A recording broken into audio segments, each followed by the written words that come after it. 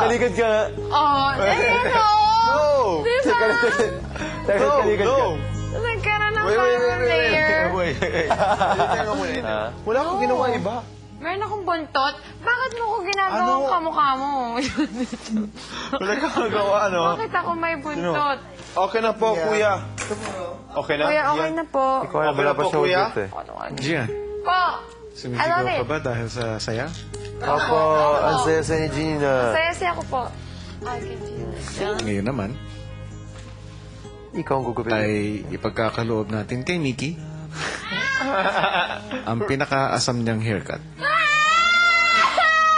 Right! Right! Hindi yan ang gagawin ko. Ay, Never pa ako patay. nakagupit na buhok. Okay. Don't touch. Ano gagawin pag ginupit ko yan? Gugupitin niya bangs mo. Okay lang. Gugupitin mo ako. Go ahead. Ano, Ari? Heather, anong pinupukpok mo mga tilo? Paano ba? Matatagal That's na. the point. Yeah.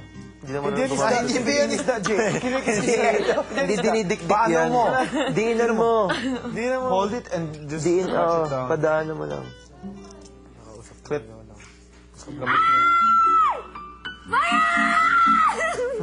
Hala ka!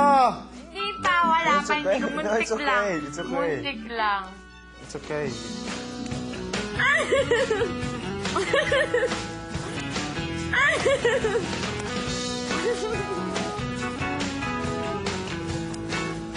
I'm so sorry, Mickey. Sa kalagitnaan ng usapan ni Bruce at Wendy, tinawag ni Kuya si Wendy. Wendy, Po, pumasok ka sa confession room. Maaari mong hubarin ang jacket muna. Sige. Gian, Po. ito mo na pumalit sa pwesto ni Wendy.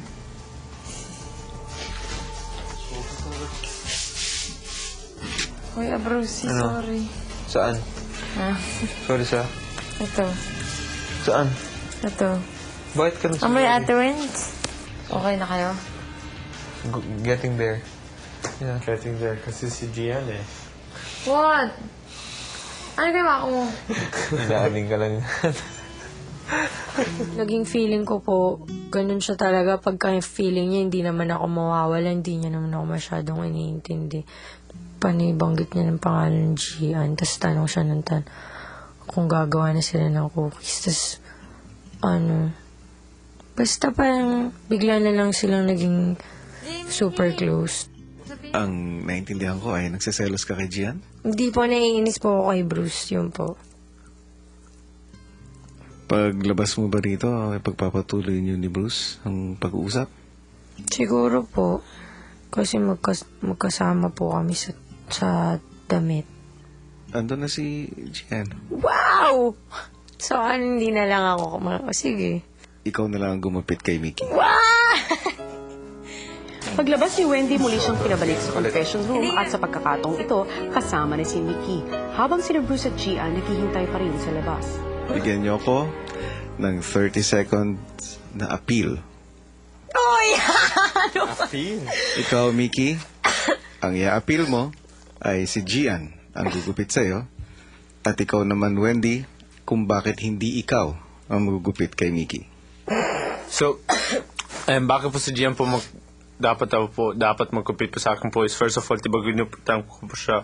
So I gave her the trust and I just want to let her feel that I'm having trust in her, and gusto ko din pakita sa kanya po na hindi niya po kailangang matakot po. Alam ko po, she would not harm me. And generally, kagaya po sinabi ko po, she cares a lot po.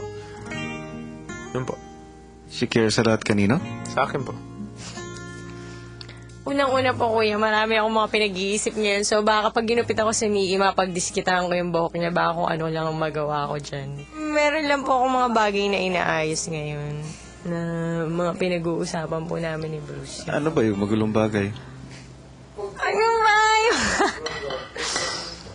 Yung, ba't ganun yung behavior niya, mga ganun. Yun po. Busy yun. Ano ba yung behavior niya? Si kuya naman. Na palagi silang magkasama ni Gian, yun po.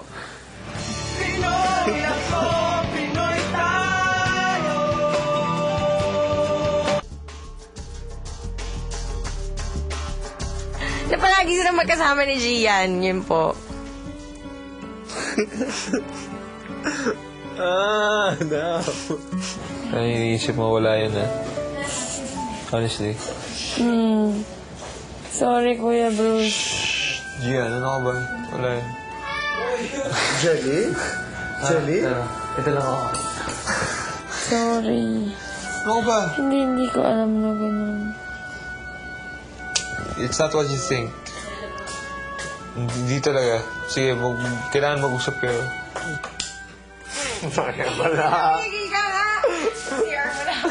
King, what's up? Nothing. It's all good. Come on. Kwentuhan lang kami ni Kuya. Come on. What's up? Tanong mo si Wendy. Kwentuhan nga lang kami. Maybe Wendy. Gusto mo ba i-share yung kantuan natin with Naku, hindi. O, bakit super tanong ka ngayon? Pag ikaw ang tinatanong, hindi ka maano. O, ano nararamdaman mo ngayon na maging curious? Di ba nakaka-irita? Ayos lang yun para maramdaman mo kung anong feeling ng curious. Sige. Wens, narinig daw tayo. Promise. Sa speaker. Promise. Irita! Wala kang tiwala. Sabi sa'yo. Please ka kasi! I hate you. Ha? Bakit? Wala lang. Wala. Tapos ganon. Tapos ganun. Hindi, kasi gusto ni Kuya ang pagpalitin ng posisyon. Kasi alam niyang naiirata ako dahil lagi kayo magkasama ni Gina. That's so quiet, Gian. Kasi, hindi, nainis ako kasi imbis na walang ganito, nagkakaroon pa tuloy ng something. Baka isipin pa ni Gina na naiinis ako sa kanya.